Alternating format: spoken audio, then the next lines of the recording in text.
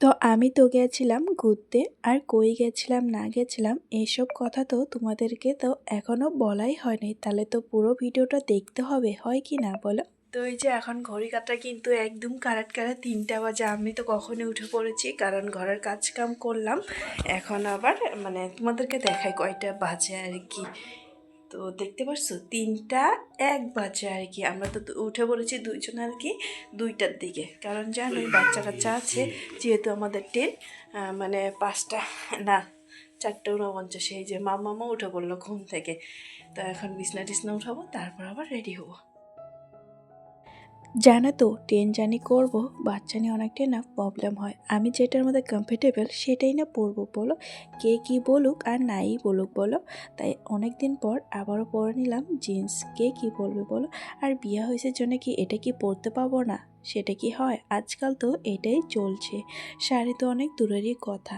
আমি যেটা ভালোবাসি, আমি যেটা পরে হ্যাপি থাকবো সেটাই না করবো, আর সেটাই না নিয়ে থাকবো। তো যাই হোক, আমি হয়তো জিন্স পরেছি, অনেকেই অনেক কিছু বলবে। তো কে কি বলুক না বলুক তাতে আমার কোনো যায় আসে না। আমার হাজব্যান্ড যেহেতু বলেছে, কে কি বললো না বললো তাতে ও আমার কি বলো। তো যাই হোক, এইদিকে আমি রেডি হয়ে নিয়েছি, তার সাথে মাম্মামকে এখনও রেডি করে দিব। যেন তো পূজা বাড়িতে যাব। আর মাম্মামকে একটু ওই যে মাম্মামের গলার চেনটা, হাতের চুড়িটা, এই দুটো জিনিস পরিয়ে দিলাম। কারণ জানোই পুজো বাড়ির মধ্যে সবাই পরবো, আর আমার মাম্মামটা পরবে না, কেমন দেখা যায় না। তাই ভাবলাম মাম্মামকে পরিয়ে দিই। আর ট্রেনের মধ্যে তো এসব পরানো যায় না, আজকাল যে সোনার দাম বেড়েছে। তো যেহেতু আর মানে সোয়েটার পরাই দিব, তার জন্য আমি ওকে পরিয়ে দিয়েছি। ভাবলাম একবার ওইখানে যেয়ে পরাই দিব, কিন্তু সময় পাই কি না সের জন্য আর কি এই জায়গা থেকে পরাই নিয়ে গেলাম। দেখতে পাচ্ছ আমার মাম্মাম কিন্তু আমাদের সাথে উঠেছে, মানে আমাদের একটু পরে আর কি 3টার সময়। তো এই যে মাম্মামকে দিয়ে রেডি করে দিলাম, তার সাথে এই মানে জ্যাকেটটা পরানোর পরে না ও না অনেকটাই চিল্লাচিল্লি করতেছিল, কারণ ও এটা ভালোবাসে না। সেই জন্য আবার ওকে আরেকটা হাইনেক পরিয়ে দিলাম, এটার মধ্যে একদম ও ঠিকঠাক আছে। তো আমরা কিন্তু আবার হেঁটে হেঁটেই যাবো, পিলপিলি করানো হয়নি, কারণ অল্পটুকু হাঁটলেই মানে ট্রেন স্টেশন, সেই জন্য আর কি।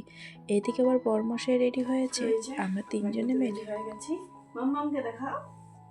এই যে মাম্মামের খেলনাটাও নিতে হবে, কারণ ট্রেনের মধ্যে দিকদারি করবে, সেজন্য খেলনাটাও নিচ্ছি। চলো। ঠান্ডাটা যেহেতু একটু কমে গেছে, তাই আমরা কিন্তু কেউই সোয়েটারটা পরবো না। ও বললো পরবে না, আর আমিও তো পরবো না, কারণ আমি চাদর নিয়েছি। আর জানোই বাচ্চা নিয়ে যাব, চাদর তো নিতেই হবে। তো এদিকে শ্বশুরমশাই কিন্তু উঠে পড়েছে আমাদেরকে টাটা বাই করার জন্য।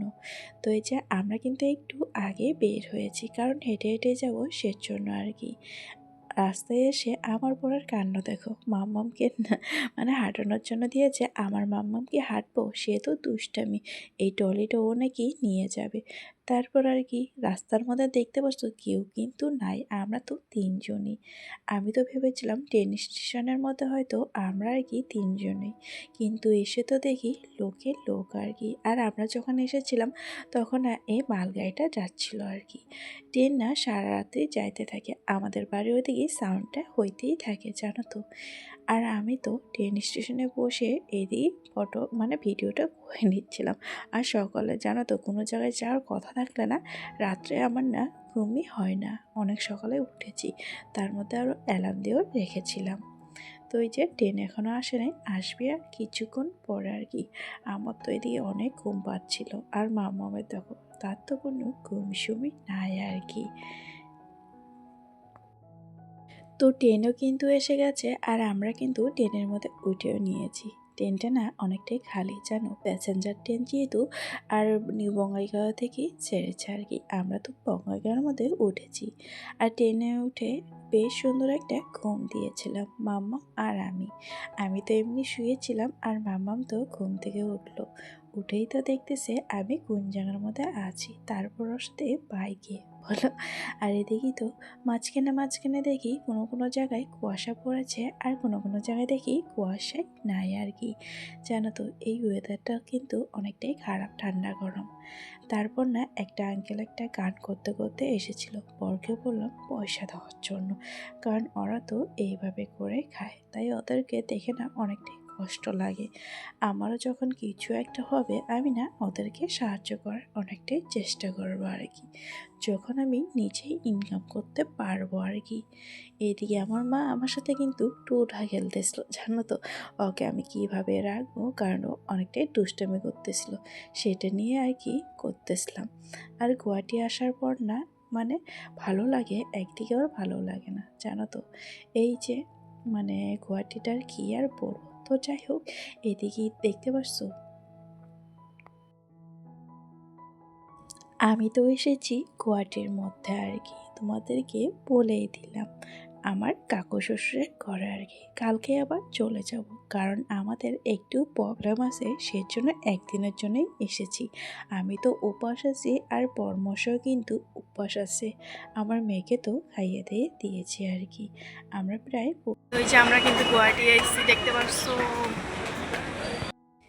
তো এই যে সিঁড়ি থেকে এখন ওই পার যাইতে হবে। এই স্টেশনের মধ্যে লোক থাকবে না, সে কি হয়, লোকে কিন্তু লোক আর কি। ও আবার মেয়েকে নিয়েছে, আমি আবার ব্যাগপত্রগুলো নিয়েছি, জানো তো। ওইদিকে আবার আমার ননদকে ফোন করে বলেছে মানে টোটো বুক করার জন্য। আমরা তো এসব পারি না বলো, সেজন্য আর কি। বরমশাই যদিও বা পারে, মানে হয় না তাড়াতাড়ির মধ্যে, ও না বললো ওকে ফোন করে। তো এই যে আমারও কিন্তু টোটো এসেছে, আমরা দুইজনে কিন্তু উঠে নিয়েছি, জানো তো। তো এই যে এইদিকে আবার টোটো উবের সব কিছুই পাওয়া যায়, আমাদের ওই দিকের মতন কিন্তু একদমই না আর কি। তোমরা হয়তো ভাবে কাকু শ্বশুরের ঘরে এসেছি আবার জিন্স পরেছি, কারণ আমার কাকু শ্বশুর অমন একটা না, ওরা নিজেই বলে আর কি। এসে তো এই যে ফ্রেশ হয়ে নিয়েছি, মামামকে এখন দেবো ফ্রেশ করে, তারপর ছাদের মধ্যে আইছি। আজকে যেহেতু পূজা, ওই যে দুইটা দেখতে পাচ্ছ, ওই দুইটা কিন্তু আমার আবার ননদ আর কি। তো এদিকে পরামর্শ কিন্তু কাজে লেগে পড়েছে, আর আমিও এদিকে কাজ করতেছি। তো আরও ভিডিও দেখতে চাইলে অবশ্যই পেজটাকে ফলো করে